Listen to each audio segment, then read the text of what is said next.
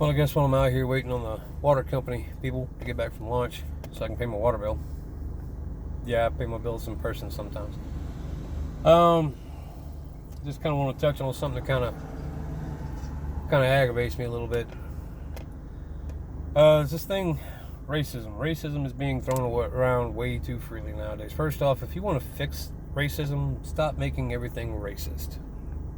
I'm sorry. You can't sit there and say I'm voting for Joe Biden and Kamala Harris and then say that you're not voting for racism. It's just ridiculous. First off, let me tell you something. Stop saying Obama was the first black president. He was not. He was biracial. Stop saying Kamala Harris is going to be the first black woman to run for vice presidency, and she was the first black woman to do this, that, and the other. She's not. She's biracial. First off, if you're going to sit there and totally dismiss one part of your race to promote another part of your race to help swing any kind of election, that, in my opinion, is going to make you racist anyway. And then on top of everything that Joe Biden has said in the past, shows nothing more than he is racist. This thing, racism, like I said, it's just being thrown around too freely, and it's not going to ever fix anything. I was turned on to this video, Kaitlin Bennett, and Kaitlin Bennett, she does good things. I believe she does good things. She goes from place to place, and she does interviews. But she showed up at this one college campus, and as a Trump supporter, and I'm a Trump supporter, but she showed up at this college campus, and she was out there, and all the anti-Trump mob showed up and basically ran her off campus. Well, then she later on went back to that campus, and this time she had more Trump supporters out there with her, and it was just a small number of Trump supporters, but it was enough to keep the anti-Trump mob at bay. The anti-Trump mob never did show up in the numbers that it did once before. I guess they got a little scared. But when she went back, she did this interview with this little scrawny white kid. And this little scrawny white kid, it was funny to me. It really was. I don't understand how Kaitlin Bennett was able to stand next to that kid for that long. Apparently, if you vote for Trump, you're automatically racist. That's what he starts off saying. If you vote for Trump, you're automatically racist. Then he kind of changed it up. If you're white or Hispanic and you vote for Trump, then you're racist. If you're black and vote for Trump, then you're just misinformed. What? That is probably the most racist thing I've heard on her show. It's crazy. You guys are going to sit there and listen to this mess. Then he goes on to say that if you do not like white people because they're white, that does not make you racist. You're not racist towards white people. You cannot be racist towards white people because white people are the majority. What? Kaitlin Bennett, props to you for being able to stand next to that guy for that long. Man, look, I swear. Look, and I was talking to this one person online, having, I guess you can call it a debate. And I was telling this one person because apparently she thinks I was being racist, and I was not. But I was telling her, I said, look, I grew up on welfare. All right, I started working when I was 9 years old, and every dime that I made went to supporting my family. We grew up on food stamps and financial assistance. I was a welfare child. With that being said, one of the first schools that I went to, because we lived in, probably one of the worst neighborhoods, one of the first schools that I went to was a all-black school. And I was one of 3 white students in an all-black school. And I was constantly having to defend myself, constantly in fights defending myself because I was white.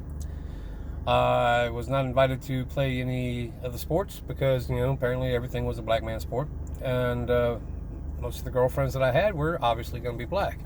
So I was constantly defending myself physically, defending myself because, I was dating, black women. But I was not defending myself against, white people. I was defending myself against the black people who thought it was bad that I was dating black people. I moved out west and, proceeded to start dating Hispanics and Native Americans and all that. And I was constantly physically defending myself because I was dating outside of my race. And I was not defending myself against my race. I was defending myself against the race that I was dating. I went on to tell her that I was dismissed from getting this one job as a dishwasher at a Mexican restaurant because I did not fit the criteria. I also told her that when I moved back home, one of the cheapest places I could find, because I needed the cheapest place I could find, was an apartment complex. And I met up with the apartment manager, who was black, and proceeded to tell me I could not live there, rent an apartment from her because I was white and all the other tenants were black. Then this anti-Trump supporter, this Democrat, this liberal, sits there and tells me, well, they weren't being racist towards you, they were discriminating against you. It was racial discrimination. My goodness. Racial discrimination is racism. It's there's no way around it. Stop putting a definition before and after racism, before and after racist. I mean, racism and racist is bad. Period. It's racist. It's racism. There's not a single person that I talk to, there's not a single person I socialize that believes racism is good. Everybody that I talk to and everybody I socialize believes racism is bad and slavery is bad. I mean, and there's no ifs, ands, or buts about it.